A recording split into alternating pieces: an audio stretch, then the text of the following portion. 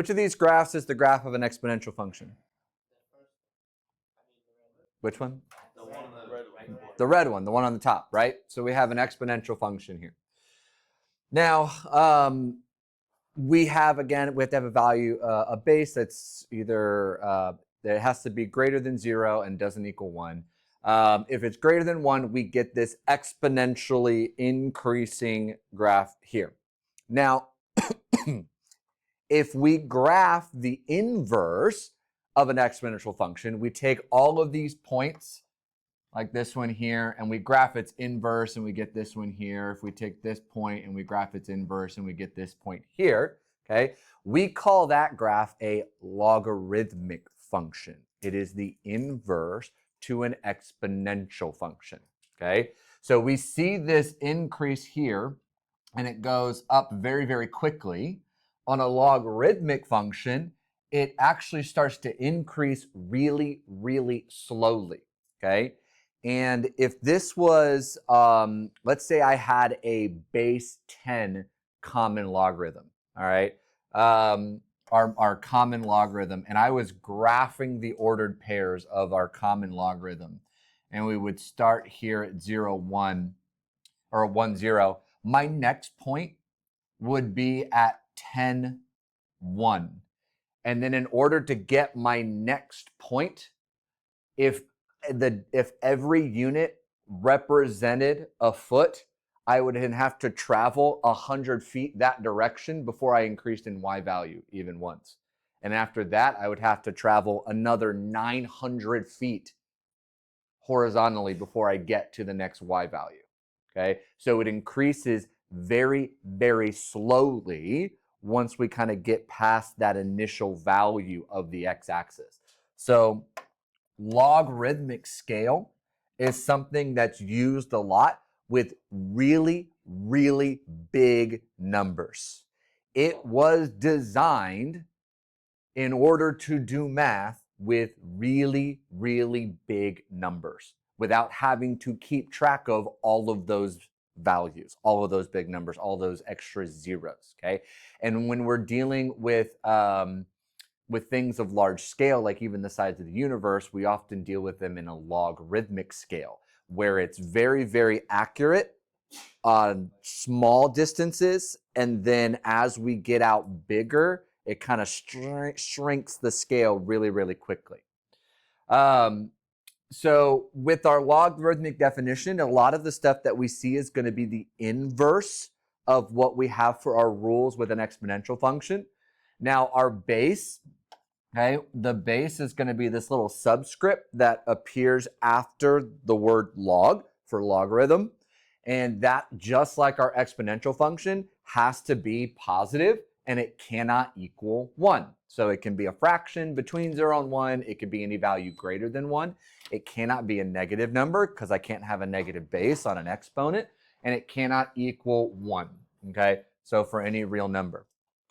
Now, we will often be converting back and forth between exponent notation and logarithmic notation.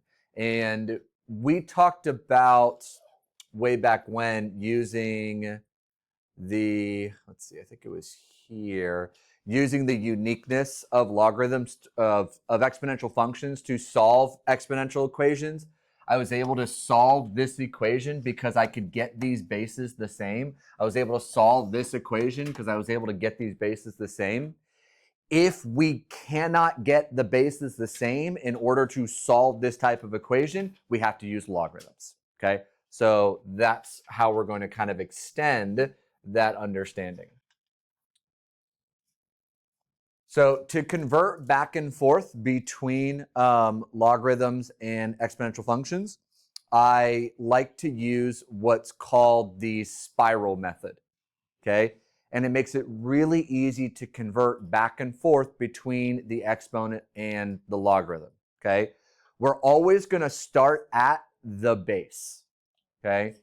We're going to start at our base b, and we're going to go in a spiral all the way around the equation to turn it into the other notation.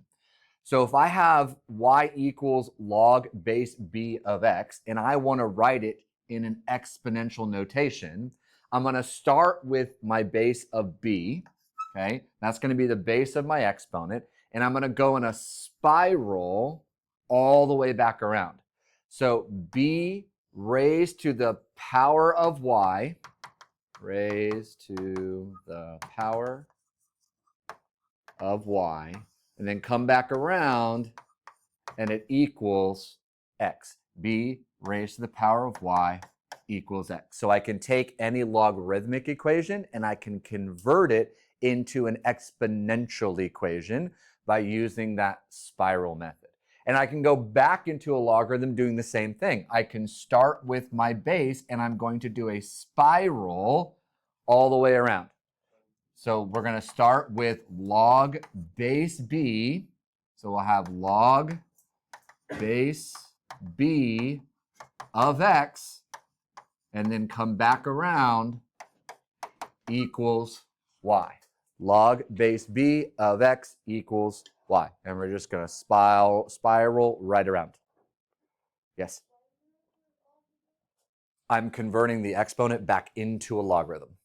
We will be able to go back and forth, and we will need to be able to go back and forth depending on what it is we're going to be doing. Yep. Log base b, okay, log base b of x equals y. So let's take each one and rewrite it as a logarithmic equation. So we're going to be starting with the base. So what's the base of my logarithm going to be for a? 5. Log base 5. Okay? So log base 5, okay? And we're going to spiral around. And we're going to log base 5 of 625 equals 4.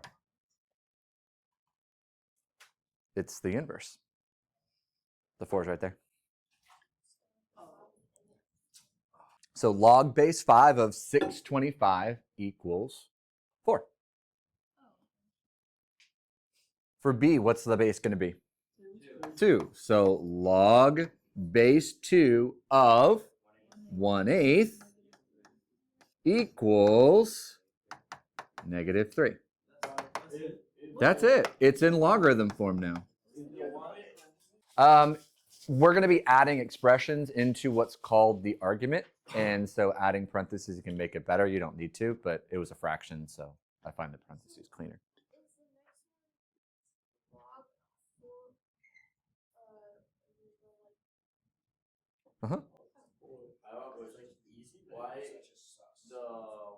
Why would it be negative? No, it didn't. I rewrote it. I'm using inverse functions. What happens if I take an ordered pair? Say I have the ordered pair 4 1/8, and I say write the inverse of that ordered pair. 1/8, 4. Did my signs change? I'm just switching the positions, right? Exponents and logarithms are inverses of each other. We are switching the exponents and the arguments. Okay? And so just to kind of clarify on something Julian said, he asked like why was this in parentheses. Sometimes it just adds clarity, especially as we're adding in other operations or expressions in there. That part is called the argument of the logarithm. We have the base of the logarithm. This is the base. And this is called the argument of the logarithm. Okay, so we have a base and we have an argument. Yeah, we will. Yeah. We'll be using this transformations in order to be able to solve things. Yep. All right, so we'll have log base what? 4 of cube root of 4 equals 1/3. Base, argument, solution. Log base 4 of 15 equals x. And see, now we have an equation. I can't get these bases to be equal to each other in order to solve for x. Okay, I can't use that uniqueness of b to the x, because I can't get 4 and I can't get 15 and have the same base, all right, to use that uniqueness. So now I have an expression that's set equal to x. I have log base 4 of 15. And there's a few different ways that we can evaluate logarithms. So we'll get to those. But this is kind of laying that foundation of being able to allow us to solve for things. Log base pi of x equals 4. Log base pi of x equals 4. All right, back into exponent notation. What's going to be the base of my exponent? 4. 4 to the power of 2 equals 16. What's my exponent base? 8 to the power of -1 equals 1/8. Yep. So I understand there's a log function of the calculator. Log is a function, just like sine, cosine, tangent are functions, just like square root is a function, just like multiplication is a function. It's a function. It doesn't equal a specific number. And the log on your calculator is log base 10. That's the only one that it is. It's not any of these. So if you tried to type, you wouldn't be able to type this in directly to your calculator. The TI-84 is you can't do the log base 4 directly. Or if you can, it's really complicated and more time consuming than you're going to want to invest. All right, C. 3 to the power of 1 equals √3. D. 2 X would equal 5. E. x6 and then x equal 216. There you go.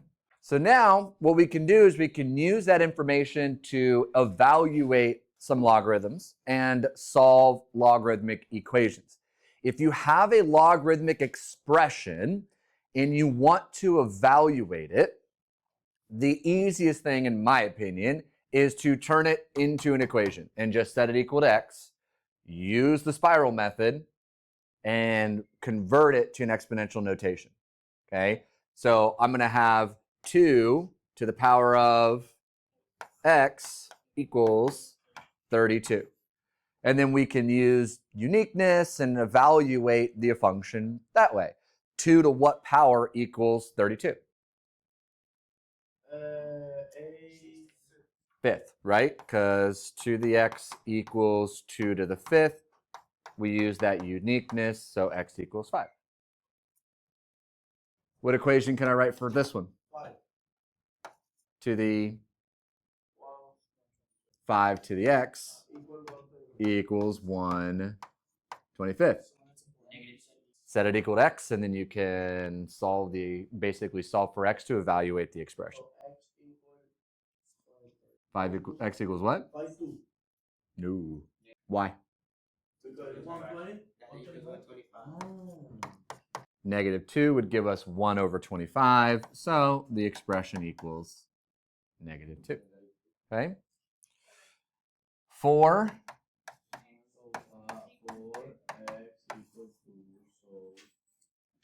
would be 1/2. Yep. Because I'll have 2 to the 2x equals 2 to the 1st. Using that uniqueness, if 2x equals 1, x equals 1/2.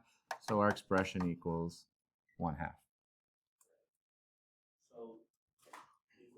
2 to the x equals 4. So what does x equal? 2. Okay, so if it's not already an equation, if you're an expression, you want to simplify it, just make it an equation. You can do the same thing with exponential expressions. You can set it equal to, so you can evaluate the logarithm if you need to. All right. Here now we're just going to be solving. So notice we're going to have variables in different locations. Sometimes it's the argument, sometimes it's the base, sometimes it's the solution, but we're still using exponents in order to evaluate these equations. So I want to rewrite log base 6 of x equals 2. What is that going to be? Nope. 6 squared equals x. So what does x equal? 36.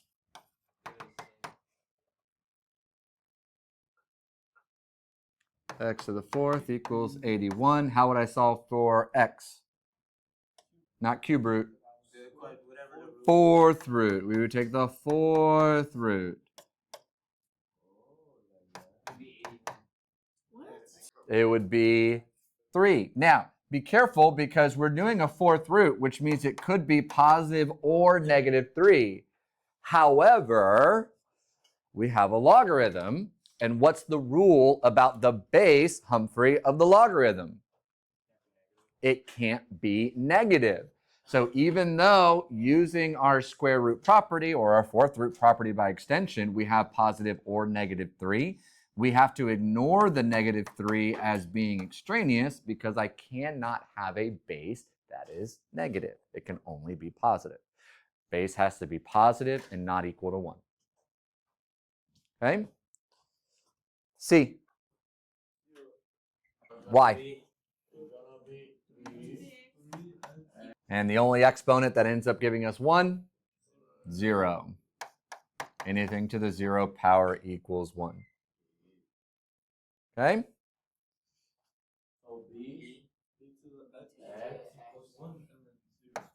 Okay? B to the x equals 1. Again, it doesn't matter what b is. The only way for it to equal 1 is if x equals 0. Okay? Questions on that? Yep. Because I took an even root, so if I worked backwards, if I took 3 to the 4th power, I get 81. If I took negative 3 to the 4th power, I would also get 81. But because it's a logarithm, because it's here in the base, my base can't be negative, so the negative 3 is extraneous, so it's only the positive 3. Yeah. All right, so we've got some properties of logarithms here. So we saw this first one a second ago. Doesn't matter what the base is. If the argument is 1, it has to equal 0. Doesn't matter what the base is, because anything raised to the 0 power equals 1.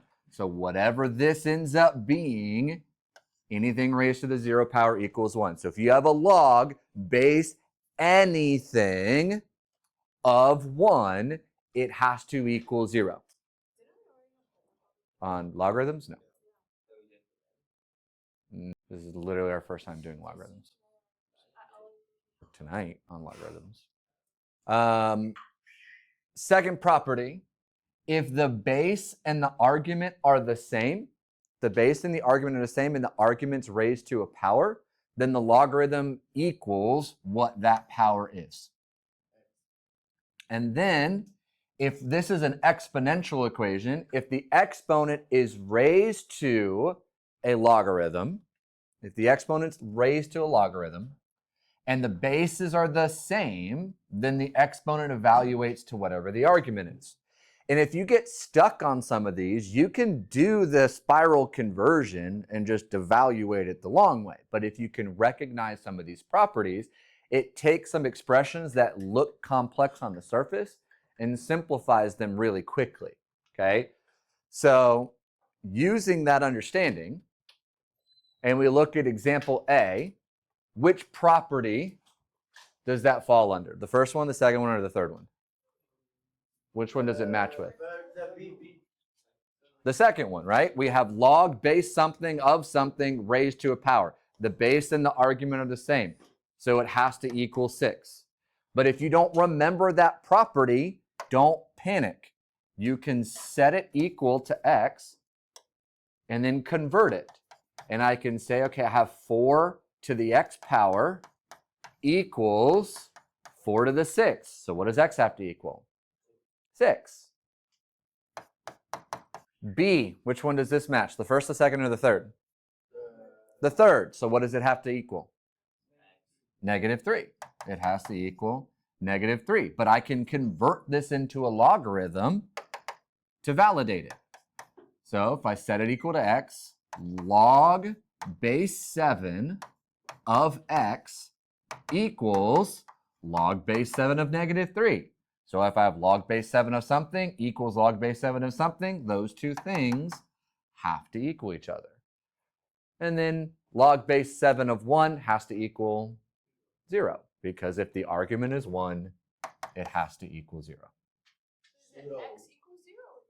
Well, that's just an expression. So each of these are just expressions. We're just simplifying them, right? But if I wanted to validate it using x, right, to solve it, 7 raised to the power of x equals 1. So then x has to equal 0. Okay? All right, so graphing our logarithmic functions, we actually use the exponential functions, okay? But just like with the exponential functions, there were 3 very important things on the exponential functions that I actually cared about. What were the 3 things on the exponential function I cared about? What were the 3 things on the graphs of exponential functions I actually cared about? Asymptote. I cared about the asymptote at y equals 0. Well, we don't have a vertex, but you're on the right track. Asymptote. Y equals 1. There was no x-intercept. 1b would be 1b. Okay, so we had the point 1 comma b.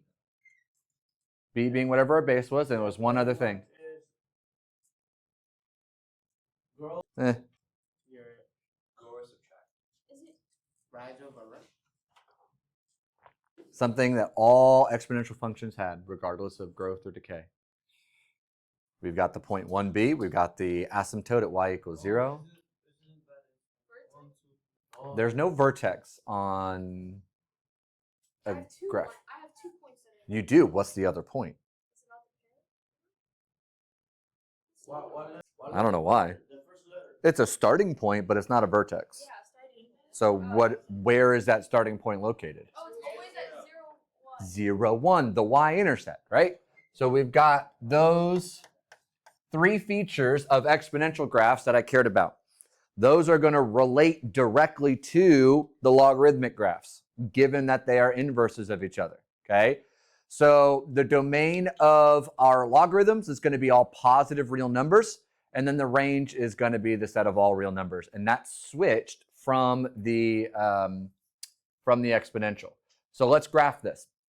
Now let's take a look, all right? We want to first take it into exponent notation. So if I have log base 2 of x, what is that going to be in exponent notation? What's the base going to be? 2 raised to the power of, not x, because there's x. What is this? Y. 2 to the power of y equals x. All right? And because we're using the inverse, what do we normally do when we're graphing a brand new function that we've never graphed before? We use an xy table, and normally we pick x values. But we're using the inverse function. So what should we pick instead? Y values. We're going to be picking some y values because that's the thing that I can evaluate. 2 raised to various different powers. So we're still going to use an xy table. We're just doing it kind of backwards, and we're picking some y values. So what y values should we pick? 0. What else? 1, 2. Nope. Nope. -1, -2. Okay? So same idea, but we're picking y values instead of x values. All right? And then that will be able to switch to get our graph. Okay? So 2 to the -2 power is 1/4. 2 to the -1 is 1/2. Okay. 2 to the 0 is 1. 2 to the 1 is, and 2 to the 2, 4. Okay. So we've got these ordered pairs now. Okay. So we've got this in exponent notation, but because we're switching around what's the input and output, we're able to get our values. So I can graph the points like 4, 2, 2, 1, 1, 0, 1/2 -1. It's right there. I got to look at my scale really carefully. And then 1/4 -2. Yeah, right? 4, 2, 2, 1, 1, 0, 1, 2. There we go. Okay, so what's happening to our graph? Is it exponentially rising? Is it getting steeper as I go up? It's leveling out, right? It's increasing slower. We have a slower rate of change. What happens as I go further left? The slope gets steeper and it gets closer to what? The y-axis. Do we think it'll ever cross the y-axis? No. Okay, so on our exponential function, we had an asymptote at y equals 0. On our logarithmic function, we have an asymptote where? At x equals 0. We're going to get closer and closer to the y-axis, but now we have an asymptote at x equals 0. Okay, what other important points do we notice? I've got 1, 0, which, what did I have on the exponential function? 0, 1. So I had y equals 0, that changed to x equals 0. I had 0, 1, that changed to 1, 0. B1, what's the base of my logarithm? 2.